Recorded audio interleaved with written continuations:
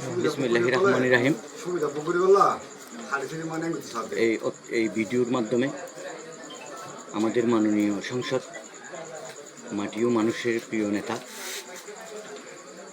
জনাব লুৎফুর রহমান কাজল সাহেব এর দৃষ্টি আকর্ষণ করছি। প্রসঙ্গ, আমরা রামু উপজেলাবাসী, আমরা রামু উপজেলা 1 নম্বর ঈদগড় ইউনিয়নের বাসিন্দা। নতুন উপজেলা বাকখালী পূর্বাঞ্চলীয়, আমরা নতুন উপজেলায় অন্তর্ভুক্ত হতে চাই না।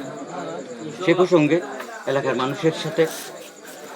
মানুষের সাথে কথা বলে যে ধারণা আপনাকে দেওয়া হচ্ছে, আশা রাখি আপনি তা কর্ণপাত করবেন।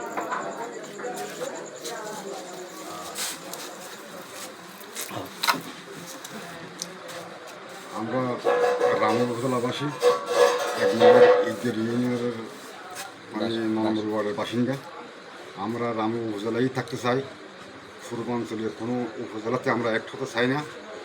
যদি আমাদের উপজেলা ভেঙ্গে যদি অন্য উপজেলাতে আমাদের ঢোকার ইচ্ছা করে, মানে আমাদের জন্য ঈদগাহই মানে নিরাপদ হয়। আপনি বিসমিল্লাহির রহমানির রহিম। আমি অ্যাডভোকেট নুরুল হুদা। আমার বাড়ি 1 নম্বর ঈদগড় ইউনিয়নের 9 নম্বর ওয়ার্ড পড়লাম।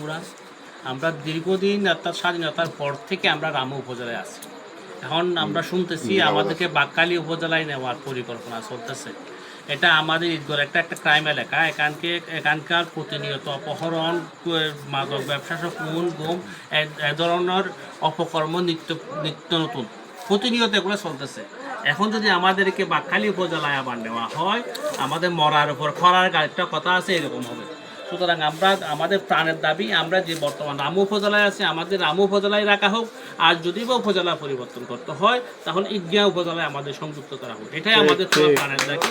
এই দাবি রেখে আমি সবার উদ্দেশ্যে, মাননীয় এমপি সাহেবের উদ্দেশ্যে এবং দেশবাসীর উদ্দেশ্যে, মাননীয় স্বরাষ্ট্রমন্ত্রী সালাউদ্দিন সাহেব সহ প্রধানমন্ত্রীর উদ্দেশ্যে আমি বিনীত আবেদন করছি, আমাদেরকে যদি উপজেলার স্থানান্তর করতে হয়, ঈদগাহ উপজেলায় আমাদের প্রাণের দাবি।